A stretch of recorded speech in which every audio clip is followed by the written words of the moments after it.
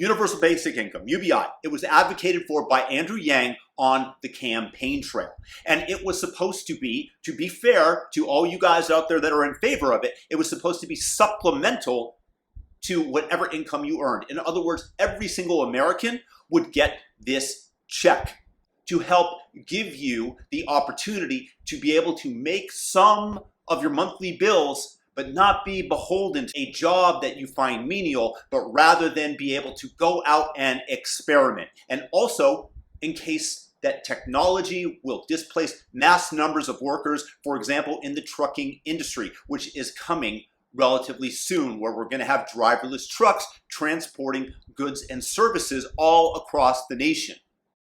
Right now, with the Biden administration just handing out money willy-nilly in the form of unemployment insurance, you lose that the moment you go back to work, creating a very easy decision for the majority of people out there.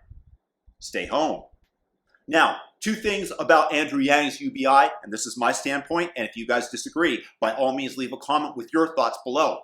It's only a matter of time before $1,000 a month, some brilliant politician who might be watching this video figures out, hey, if I offer somebody $2,000 a month and I advocate for that, of course they're going to vote for me. And then somebody else says $3,000. Hey, I'm not down with $3,000. Let's make it 5 even.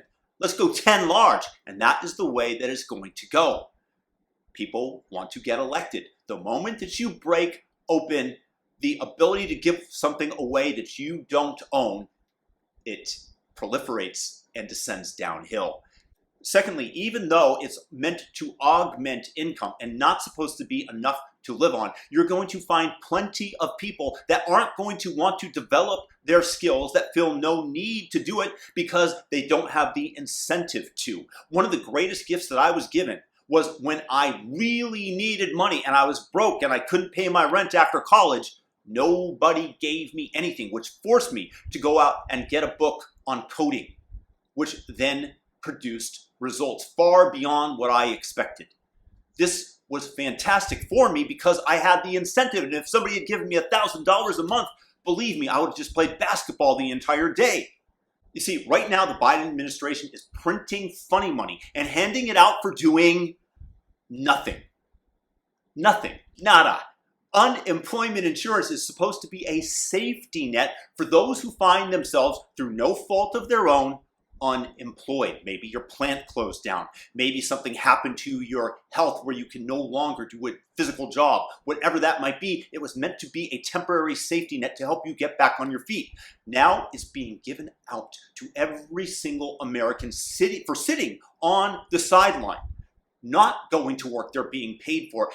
Meanwhile, the labor market is clamoring for tons of people to come and work. You see the help wanted signs all over in restaurants. But why, if I'm barely scraping by when I'm paying my servers something plus tips, and now suddenly I have to give them much, much more, I have to raise the wage at McDonald's to $18 an hour, guess what happens? And first of all, nobody's going to come to work because they're earning $16 an hour on unemployment insurance for doing nothing. Who's going to come to work for an extra $2 an hour when you can have all of that leisure time? You're essentially selling your time for $2 an hour. Very few people want to do that. Even if you make it an extra $5 an hour and you say it's $21, there are going to be a number of people that are going to choose to say, I'm just going to work a side hustle that I can make more than $5 an hour in, and I'll be making more money that way. And game theoretically, they're entirely correct. Not to mention the fact that they're saving on commute time and they get the one thing that we all really want, which is free time. This is why people save to retire. And the other side effect of this is that we are seeing massive inflation because the government is printing funny money and giving it to people for free as if we're playing Monopoly and I'm the banker and I decide I'm going to be generous and hand you bill after bill after bill. And you say thank you very much, but you can't exchange it for any goods or services when no one is working. And you have to up the price of the goods and services, therefore. And thus you see inflation. And you know who really pays? Somebody on a fixed income. Holders of bonds, those who have lent their money out and have dutifully saved. On the other hand, this is kind of a corporate bailout because you see these zombie companies that can't afford to make their interest payments because they've taken so much debt on in the past from current operations that are now able to elevate the price of goods that they are selling, and they are paying the same number of dollars back at the agreed upon interest rate with the devalued currency. That's not a good deal for those who have saved their money, and this is going to greatly affect the middle and lower middle classes. Essentially, what the government is doing is counterfeiting the IOUs, which is what money represents. I do something good for you, and you hand me your IOU that somebody had given to you to denote the fact that I have done something that you consider of benefit.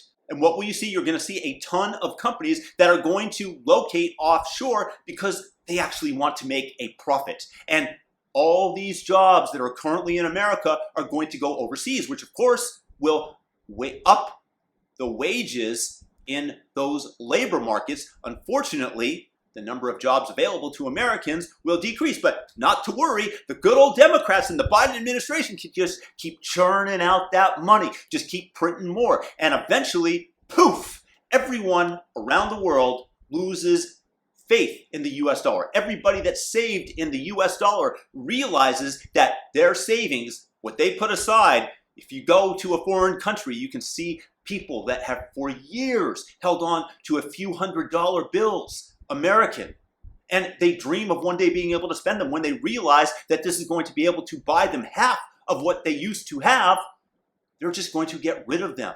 There's going to be a vast supply of dollars wanting to trade it for something of value rather than the inflation-riddled dollar that the Biden administration is causing. And all those people, again, on fixed incomes, they're the ones who are in real trouble. Bonds become worthless, and the faith that we have in the U.S. system dissolves.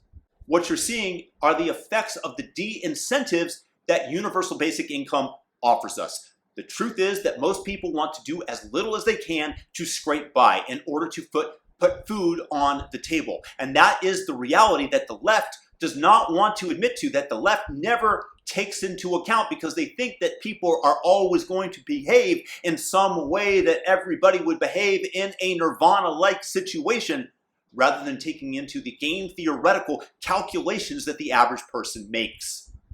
And I want to end this on one note to you Andrew Yang fans. There might be a time when universal basic income is absolutely necessary, when we have machines producing all of our goods and services. But given the number of help wanted signs and the fact that people are refusing to show up to work, we have not come close to reaching that moment yet.